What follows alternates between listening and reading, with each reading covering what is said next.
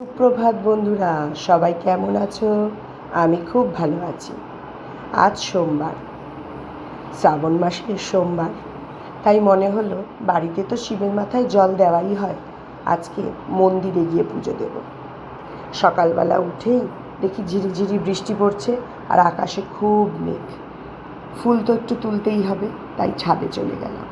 ছাদে গিয়ে দেখি খুব সুন্দর একটা প্রজাপতি এ গাছের ফুল থেকে ও গাছের ফুল, একটা ফুল থেকে আরেকটা ফুলের মধু খেয়ে বেড়াচ্ছে। এই যে আজকে এই টাইম ফুলটা ফুটেছে, আর বাবার আজকে দিন, মানে সোমবার, নীলকণ্ঠ না ফুটলে হয়? তারপর নিজে স্নান টান করে রেডি হয়ে ঘরে শিবের মাথায় জল ঢেলে দিলাম। মেয়েকে স্কুলে দিতে যেতে হবে। ছেলে সাইকেলে করে স্কুলে যায় ঠিকই, কিন্তু ওর পেছনে আমি স্কুলে গিয়ে দেখে আসি ঠিকঠাক পৌঁছেছে কি না। টেনশন হয় তো, তাই না? যতদিন পারি একটু দৌড়ই, ভয় লাগে। তারপর বেরিয়ে পড়লাম ছেলে মেয়েকে স্কুলে দিতে। ওরা নিজেরা তৈরি হয়ে নিয়েছে, তারপর আমি নিজের সমস্ত পুজোর সরঞ্জাম গুছিয়ে নিয়ে বেরিয়ে পড়লাম একদম। মেয়েকে স্কুলে দিয়ে তারপর আমি মন্দিরে চলে গেলাম। আমি গেছিলাম আজকে স্টেশনের পাশে ওলাই চণ্ডীতলায়, বড় শিব মন্দির আর কালী মন্দির যেটা আছে সেখানে। খুব জাগ্রত মন্দির এটা, মা এখানে সবার কথা শোনে। আমি গিয়ে পুজো দিয়ে নিলাম, ভিড় একটুও নেই। তারপর খুব আস্তে আস্তে পুজো দিয়ে বাড়ি যখন ফিরবো দেখি ঝুমঝুম করে বৃষ্টি শুরু হয়ে গেছে। দেখুন আমায় কেমন লাগছে দেখতে, এলিয়েনের মতো। তারপর বাড়িতে এসে আমার আবার কিছু জিনিস আনতে যাওয়ার ছিল, সেগুলো নিয়ে একবারে বাড়িতে ফিরলাম। এবার ঋষির জন্য কেকটা বানাতে বসবো, সব কাজ শেষ করে নিতে হবে। আজকে উপোস যেহেতু করেছি, সেই জন্য আজকে আমার দুপুরের এটাই খাবার, সাবু, নারকেল দিয়ে, কলা দিয়ে আর একটু ফল। বেলা তাড়াতাড়ি করে খেয়ে নিলাম সাবুটা, তারপর কেকটা তৈরি করতে বসবো। তার আগে সমস্ত কাজ শেষ করে নিলাম। এবার কেকটা তৈরি করতে বসলাম। এই কেকটা হচ্ছে আমার বোনের ছেলেদের জন্য। ছেলে মেয়ে বলল এই রঙের করতে, তার মধ্যে থেকে নাকি এরকম ডিজাইন হবে। আর এই যে এটা হলো থিম। এই ক্যারেক্টারগুলোকে আমি চিনি না, মেয়ে স্কুল থেকে আসলো, এসে আমায় বলল এটা হলো হবে। আধা কেক আমি শেষ করেছি, ওপরে আরও ডিজাইন হবে, সেটা আর এখন করলাম না, সেটা কালকে দেখবেন কেমন হয়েছে কেকটা, তখন বলবেন। মেয়ে এসে খেয়ে দিয়ে শুয়ে পড়ল। এই এখন 5:45 বাজে, গাছে জল দিতে এসেছি, সবে দেয়া শুরু করেছিলাম।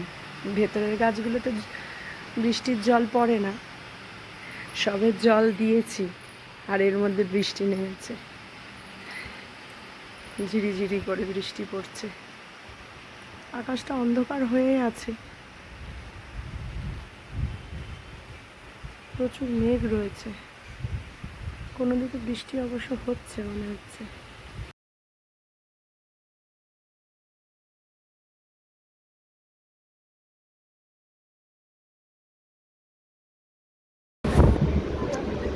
ট্রেনে উঠলাম সবে, দুর্গানগর যাচ্ছি।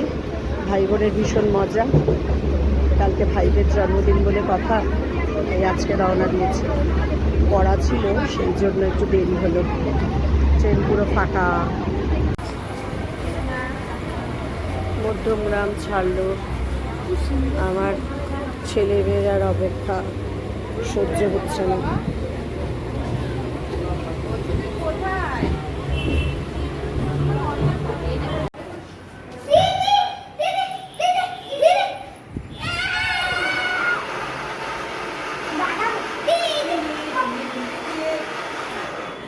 ঢোকার পরে এই যে রিয়াকশান, এটাই আনন্দের।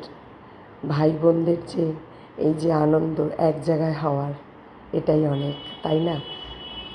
রাত 12টায় গিফট দেওয়ার পালা হলো, গিয়ে দেওয়া হচ্ছে। খুলবে না চোখ, এবার খোলো, ছিড়বে না। কি আছে দেখি।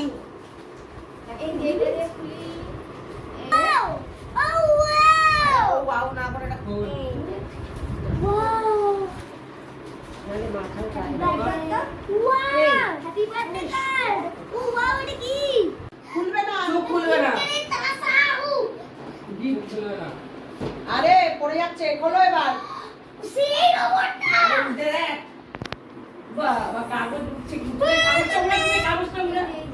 গিফট পেয়ে ভীষণ খুশি, খুলতে ব্যস্ত, আর চিৎকার শুনে তো বোঝা যাচ্ছে ভীষণ মজা পেয়েছে।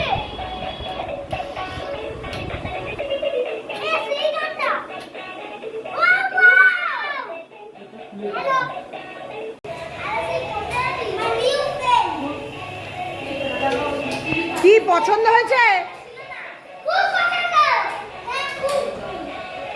রাতের বেলায় গিফটগুলো পেয়ে ওরা ভীষণ খুশি। কিছুক্ষণ গল্প গুজব করে তারপর শুয়ে পড়লাম আমরা। তাহলে ব্লগটা আজ এই পর্যন্তই। সবাই ভালো থাকবেন, সাবধানে থাকবেন, সুস্থ থাকবেন, আর আমার সাথে থাকবেন।